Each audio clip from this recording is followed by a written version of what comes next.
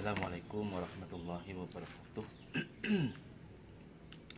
A'udzubillahi minasyaitonirrajim. Bismillahirrahmanirrahim.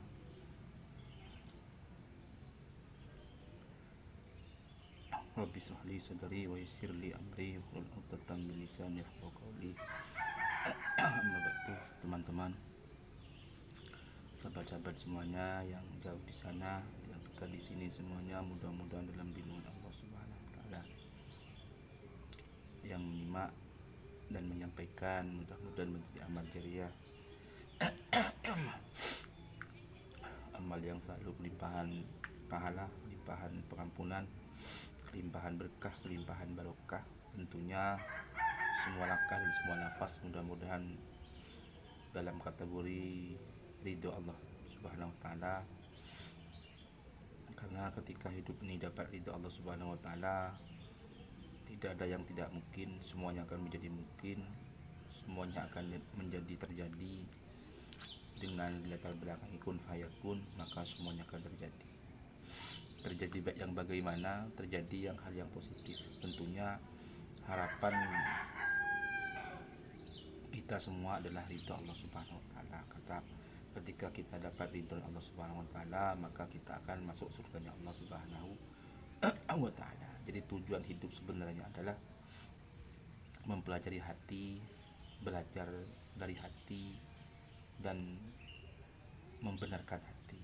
Hati kita, kalau hati kita sudah benar, kalau hati kita sudah pas, sudah benar, maka semua kejadian hati ini akan tersalurkan kepada otak. Nah, ketika otak sudah oke, maka akan disalurkan, akan disesuaikan otak dengan hati dan akan menimbulkan peristiwa langkah. Peristiwa langkah ini adalah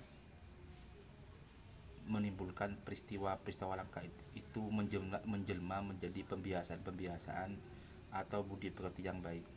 Yang inilah yang disebut dengan akhlak atau kebiasaan yang bisa kita diistiqomahkan. Karena kalau semua langkah itu kan sumbernya dari hati, atas persetujuan otak, atas persetujuan ilmu, maka juga akan menimbulkan hal yang baik. Tapi kalau sudah hatinya tidak benar, niatnya keliru, otaknya tidak beres, maka langkahnya pun akan mengikuti tidak beres. Artinya keluar atau salah dari norma-norma yang ada. Makanya yang kita harus perbaiki itu hati yang benar, hati kita dekatkan diri kepada Allah, berpola pikir yang sesuai dengan agama, maka langkahnya pun atau pembiasaan yang kita lalui tiap hari ini akan menjadi baik. Inilah sebagai awal mula apa yang bisa saya sampaikan pada pagi ini. Ini penting ya untuk orang tua, penting untuk disimak, penting mungkin untuk kita diingat-ingat. Apa itu? Sekarang ini sudah memasuki bulan Juli awal atau hampir liburan pondok pesantren, masukan pondok pesantren. Kalau salafiyah hari itu masuk pondok pesantren. Ini penting bagi orang tua, penting bagi orang tua, ibu atau bapak, ya termasuk saya sendiri. Apa itu?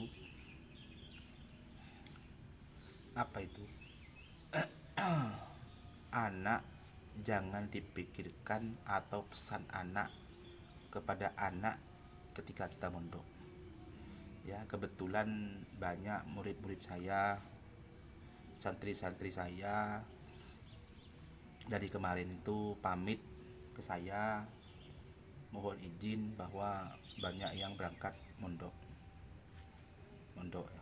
banyak yang berangkat mondok.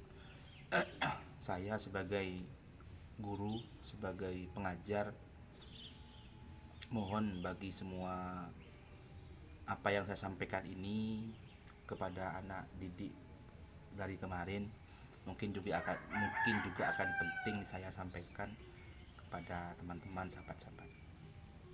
Syaratnya mondok itu apa kewajiban atau syarat-syaratnya mondok. Ketika mondok itu ingin sukses, ingin berkah, ingin dapat ilmunya manfaat barokah. Ini penting biar tidak keliru memahami dan keliru mengartikan.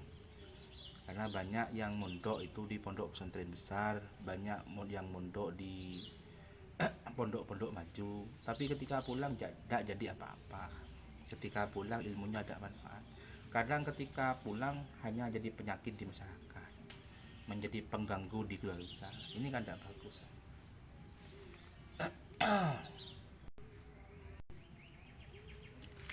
Hanya jadi pengganggu di masyarakat.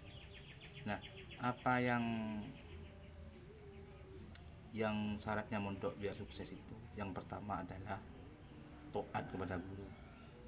Jadi di pondok pesantren itu taatlah kepada guru. Apa yang diperintahkan guru taatlah, jangan sampai mengabaikan perintahnya guru. Jadi kalau ada santri, ada siswa mengabaikan perintah guru, itu alamat juga ya, alamat tidak manfaat, tidak barokah. Ini penting ya, saya sama dengan apa yang saya sampaikan ini. Taatlah kepada guru ini ya, dengan kondisi apapun itu harus taat kepada guru. Jangan sampai hati ini tuh apa, fatal atau batal kepada guru-guru kita, maka juga akan membuat ilmu ini tidak manfaat, tidak barokah. Ini yang pertama. Terus yang nomor dua, jangan pernah mencuri di pondok pesantren atau mudah makan makanan yang bukan miliknya.